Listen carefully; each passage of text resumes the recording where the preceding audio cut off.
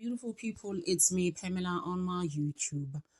Cho, no, what's the T? Siyahlazia. Guys, let's just unpack in general on the stories that uyibona usibona stories lesson. There's this story qhophololo nje nenkohlakalo that's going on. So we're just gonna be talking about the SAPS. You see on the Senzo Meyiwa case uyabona how SAPS and how the employees of SAPS are not the same people. Abafani khona aba-right guys, njengo Makhubo kanje sibazi baresign nokuresigna mese kuzoba uButhelezi. There is no Mabhena abaze bashona. And le buqhophololo nenkohlakalo that's actually going on at SAPS keeps on coming out. Yabona Patricia Mashali is one of the people that's actually exposing a lot of us about SAPS. You like Gaibo. Is this even a life? What kind of a life is this? Like how you see Nje, how Kininda has lied so many times, but people who are high up in the ranks in SAPS, they've never done anything to tell him straight. To go to no, you are actually lying. Why would you continue like this, lying in this case? When you know very well, there were no intruders in that house. We want to pay them to blue sense in the house. In Gaba Angabosh, in the Singa KPN. So you start to learn other things. You just like, there's actually ways to a point where Patricia Mashale's groups on Facebook and the people on WhatsApp, who is just talking to people, experience mhlambe be-applyele SAPS befuna umsebenzi. People have personal numbers, guys. I couldn't believe this. I was like, how would you have a personal number but you're not working? One lady even was like, I worked before and then I applied at SAPS ingathathwa kahle, there were no problems. Kuthe sekuba khona le i-COVID, we were told ukuthi I know to be isibuyi for training. Mase kufanele kubuye story after story after story to this day. Young children. And then obviously, I mean, when you are 35, but you're gonna be like umdala, we can't help you. So they were telling their stories in her videos. I was just like, okay, guys, it's a lot, this life. There's a lot happening actually. But I'm a personal numbers, guys, but they don't work. But someone else is getting paid on that personal number. Is there anything like that, man? I'm just like, ngeke. Uthi omunye wazohamba e-labor that's when he found out ukuthi bathi labor no. Actually, yebo wake wasebenza omunye umsebenzi wena before u-applyele e-SAPS ne, but une-personal number se-SAPS, so akho mali ozoyithola. What? I'm just like, ngeke ka. Abanye bayadismisswa, bengenzile next, and then another one even said, when you actually did go to Pretoria for training. I said, guys, I'm from Christiana. I've never been to Pretoria. I don't even know what you are talking about. It's the same as the constables out 3. I pull me in that. I pull me in that. What was the story? So I know it's an accident in Vulayanet. Kuna maswatch atholakele, but thina sithelwa ngalezi zinto. The stuff that they found, will just show you a bag. There was a bag of one of the constables that was found there. Where are their phones? Where's so guys? Hi guys, such young people, and it's young people in Namanje that are suffering, who had actually applied at SAPS to get jobs, but they don't work. So there's ghosts there that work at SAPS, ayahola, using their identity. Is there anything like that, Marcus? How is it different from the story Sasa that I once made last month? Twice, those 11 people that were actually arrested at Sasa. They had like almost 3,000 SASSA cards. Bengena lapha eJabulani Mall eSoweto bethenga. Abanye they found somewhere in the East Rand buying. An Ethiopian man, Ethiopian national, was the one that was actually sitting in the car sending these people to buy a Shoprite. Baze base Shoprite ayingeke.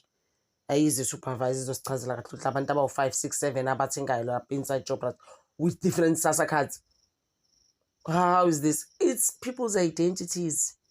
A person can steal your identity and mess up with your life. That's what's going on. It's SAPS. Khona abantu abafakiwe ngobuqhophololo after the COVID situation. bafakwa kodwa wena unayo personal but you don't work, you don't get paid. Kuvele kwathiwa elebha, no actually you do work, we have your personal number. Kanjani guys ngingasebenzi? And then uthe omunye wabe sebuyela where he was talking, she actually had an interview, no, Patricia Mashali. She was explaining to Patricia Mashali ukuthi hayi mina ngithe sengibuyela futhi sengizama apply again, went through everything, yonke into, nge-check medical. Ukhuluma kanje athi check ama-medical records ami kwatholakala ukuthi ngine-problem yamehlo. Ngaya from i-problem yamehlo ngabuya ne-report ye-optometrist mangihambisa kuthiwe no, amehlo akho ayinkinga.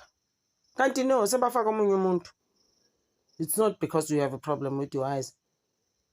And then no, actually une-chronic. Cabanga on top of the eyes, some chronic condition that's going on with you. Guess this was good SAPS. You are unfit, in fact. Available actually email to a point where this lady ended up going to this doctor low I banika all those records. So manje I don't work with those people anymore. Labo bantu babezongivalela practice basically. I don't work with those people. Angazana labo bantu. What happened was that mina actually, in fact, they were using my practice to lie about people's conditions. Because you know how other people were getting in at SAPS. Babe badala ngithi utshotsho bekhokha imali 50,000 40,000 ngicela ufake umntana wami una 23 ngicela umfake bandla i-subs ngizokhokha. That's how it happened again. This is why we are where we are. Lalezi ingane ezinye manje seyivula igroup nayo sisters Patricia Mashali izama ukuyisiza. So bathe bazophophisa abantu because you cannot have a personal, guys, but you don't work. But i-personal yakho iyasho ukuthi usebenza e-SAPS.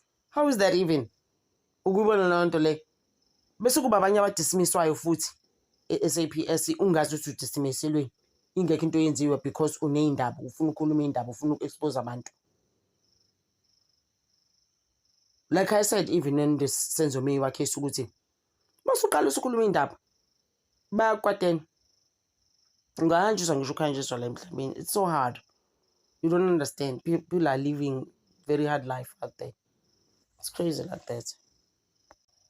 It's the same as lezi ngane zabantu ezashonela kulapha eHenops River zatholakala khona, but akuphumi ukuthi enezibulawe yini.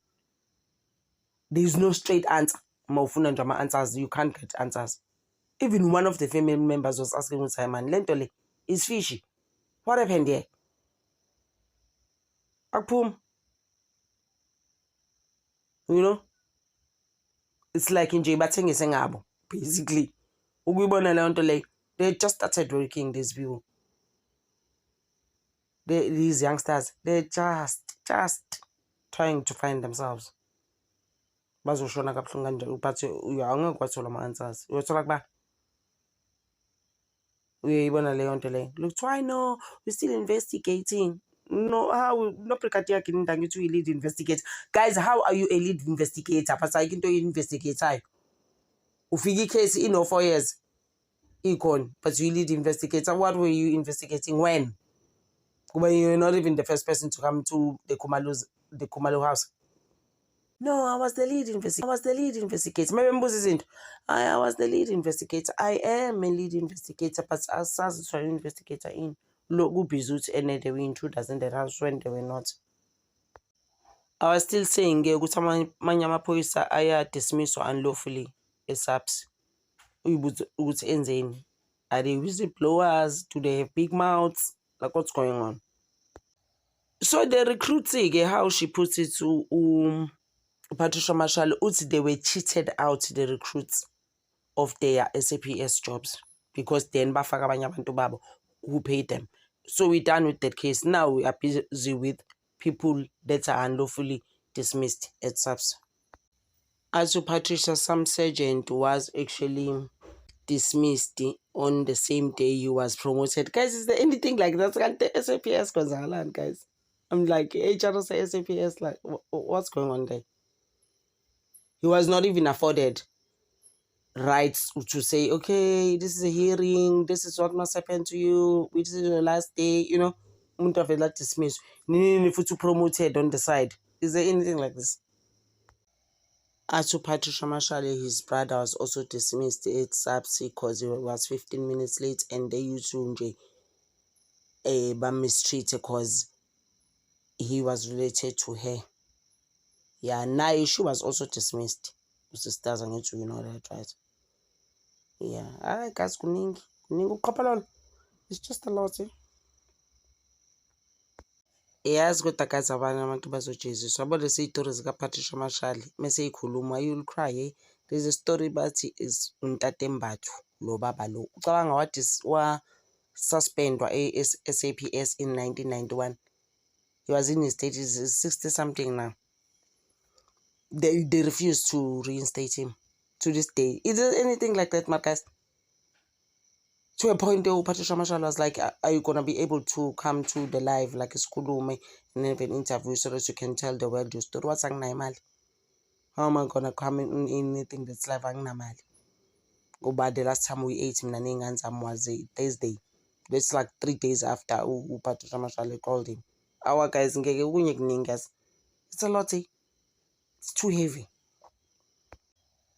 And the bathi waxoshwa iphoyisa lomlungu elaliphethe at the time. Ngaleso sikhathi bathi several houses in Hartepies. Bathi unezindlu lapho ngeke ukwazi ukuyibala nokuyibala. Guys, hayibo guys, how does this even happen on our watch? Kwenzeka kanjani guys abantu abathethwe kanje? Bathi lo baba abantu ukhuluma noPatricia Mashale Monday, wathi Thursday, Friday, Saturday, Sunday angaze ngize ngidle, ngiyoze ngithole imali Tuesday. Ukhulume naye Monday uPatricia. Is there anything like that, guys? The last time you ate was on Thursday. Wow. Yabona lo baba wabantu is the proof of mistreat yase-SAPS. Cabanga bathi akukho next show ukuthi there was even a hearing of him ukuthi as a suspended for such a long time. Over 30 years, guys. Uthe Patricia Mashale akanandaba. They've suffered enough. All those police officers that are with her in the group, they are going to be reinstated. Akanandaba. It doesn't care. Their time is over. Laba becabanga ukuthi they own SAPS. Imagine this guy says he has 3 children. He was dismissed in 2020. Cabang, to this day, he's owing lawyers so much money that are representing him on this case. Just imagine.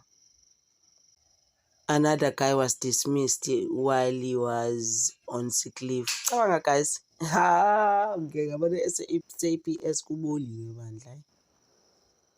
Asisho ukuthi yonke ibolile, but there's just some loopholes there. There's just some things that are not right that people are exposing now. It's like, how even the recruits are robbed. Uthatha ufaka abanye abantu babhadala imali. And nalento nje guys of going on like people must pay you to get jobs. Those are crazy things. You know? Ama-reservist futhi nawo it's the same thing. Anama-personal numbers but awaholi SAPS. Guys, like kuningi ngisame lapho kwamanje guys. Ngiyabonga, ngithanda over. Thank you.